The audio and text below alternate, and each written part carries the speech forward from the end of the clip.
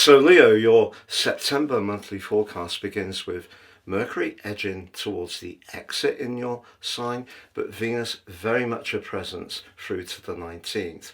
Venus in Leo gives you enormous magnetism. In fact, Venus is going to be forging a beautiful link with Mars exactly on the 16th. And Mars is in the part of your chart to do with quick communications. You may experience in week 2 of this month a lovely connection, maybe social, could be romantic, but Venus in your sign is certainly giving you the chance to express your natural majesty, to really feel good and desirable. Now, in some ways, that's qualified by the sun starting the month in the practical Virgo, but that also gives you the opportunity to perhaps think about how you can use your resources or even your creativity to shape something up which is more tangible. That's the energy of Virgo, collaborating with that more creative vibe of Venus in your sign. In fact, Venus and the Sun are going to be collaborating for the first 3 weeks of September. So if you are someone with a passion for music, the arts, a maker or a creator of any kind, you enjoy photography, or there is someone you're really close to at the present time, there's lots of feel-good energies, along with, it has to be said, Jupiter in the 12th house of your sign, linking very well with the Sun in the second, pretty well through most of the first 2 weeks of this month. Now, Jupiter, of course, can be very much about growth, optimism, and good fortune, but in the 12th house, it's much more its flavour of its rulership of Pisces, so it's much more to do with the spiritual dimension. But you could find that past experiences and knowledge or connections start to crystallize in your mind, and you can see the value of whatever you've experienced, good or bad, and actually convert some of those life experiences into something much more substantive going forwards. But on the first, Saturn, the planet of structure, does invert back into your sector of long and shared financial resources, but also where we can be most invested and most committed, most devoted, and it's going to be there through to the middle of February next year. Now, it just depends on exactly where planets are for you in Leo. If you have got later degrees, you're going to be experiencing what's known as a quincunx. So if you have got any degrees from about 22 through to 29:59 minutes in Leo, you're going to feel this Saturn retrograde initially, but also its inversion back into Virgo very, very keenly. Because one of the things that you need to achieve, particularly with Venus in your sign, is individual recognition. But that needs to be offset a little bit if you're trying to collaborate with someone, or perhaps your long-term finances are proving somewhat elusive. And that could be some of the story that's going to come from this month's eclipses. But it's also true to say that on the 2nd, Mercury moves out of your sign after that long seesaw which began on the 27th of June. If you have been trying to get something off the ground that's felt somewhat elusive, moving into its home sign of Virgo could help you to start to see that even if it's not going quite in the direction you thought it would do initially, it can still gain traction. But Uranus does slam on the celestial brakes for its annual 5-month retrograde on the 6th of the month, but in the sign of Gemini. But the position of Uranus is still going to be very positive in its angle to Neptune, initially to Saturn, but most of all to Pluto, even though it is in its retrograde right through this month. So essentially, you can still be drawn towards people who look at things in fresh and different ways. If you're wanting to shake up your future and approach things in a different manner, that's good, because Leo people can be a little bit adhered to what you know.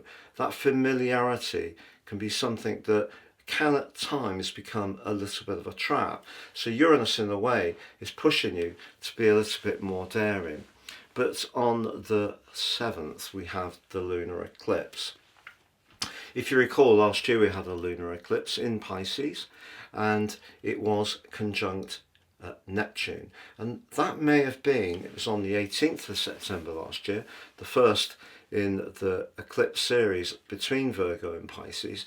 It may have been when your shared or long-term finances started to get a little bit murky, bogged down, or perhaps unclear. The great news about this one is it does combine with the North Node, and they both link back to Jupiter.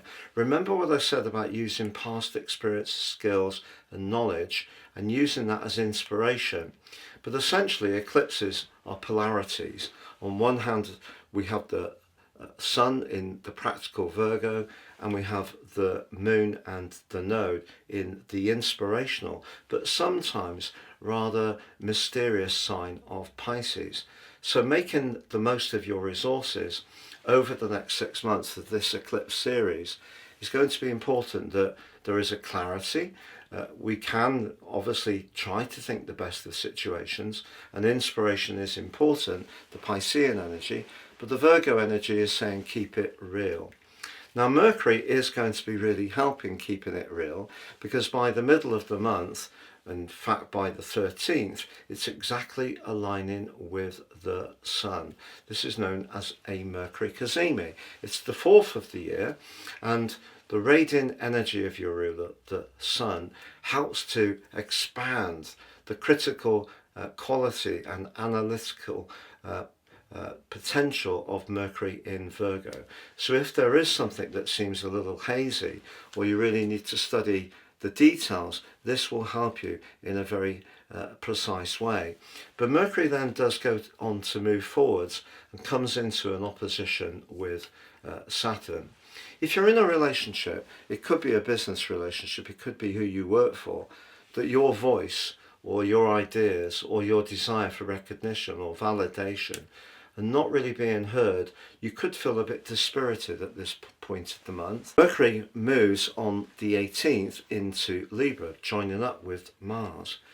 And that can be great, because this reflects for you personally the more Gemini energy of Mercury, so things could speed up, but it's still in the opposition with Saturn just, but also critically it's in an opposition with Neptune. So even then things could be a little unclear. But the great news for you, Leo, is that on the 19th Venus moves into Virgo. Now I know technically Venus is in its fall in the sign of Virgo, and in a romantic context can be a bit of a guarded lover, particularly after the magnificence and charisma of Venus going through your sign. But from a purely financial viewpoint, Venus moving into this part of your chart could bring you some very good news around a financial matter. Now the 21st sees the solar eclipse, but this one is in an opposition with Saturn. So there may still be some hard talking to be had. You may find yourself having to stand your ground and put your point of view across. But Venus in your second house also helps you to add a little bit of charm. And in some way or another, I can assure you, over the next 4 weeks, Venus will bring some blessings. If you have been on some kind of strict diet, Venus could tempt you to break that as we get to this point of the month. But then Mars on the 22nd moves into the sign of Scorpio. Now it is going to be in a clash with Pluto, the higher octave ruler of Scorpio.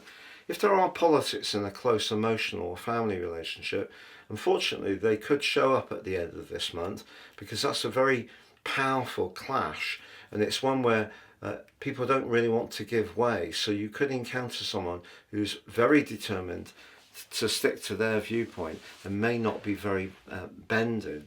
But we also have the autumnal equinox also on the 22nd, ushering in cardinal quadrant 3, which is the next 13-week period of the Western tropical year, when all of us will benefit from trying to find balance and equilibrium in our life. But over the next 4 weeks in particular, relationship matters are going to be what you're thinking about a lot. And whether it is personal relationships, business relationships, your relationship with yourself, that's going to be very important, because if those are working well, it will help you to thrive. So you can see the two eclipses this month, Leo, are really very much about where we share, how we value ourselves, if we feel validated or not, where you mark out your boundaries if you feel someone's taking you a little bit for granted. But if there has been uncertainty about the ins and outgoings in your situation, just know that Venus is going to bless you from the 19th of this month. Even if that doesn't show up immediately in September, it most certainly can do in October. But the communicational part of your situation really starts to glitter from the 22nd onwards. If you'd like to work with me one-to-one, please check out my testimonials below. Please also check out my new website at patrickarundell.com. You can download your free natal chart with a stunning free interpretation. Enjoy my wonderful 3 free card tarot, or sign up for your free daily horoscope fired to your device each day.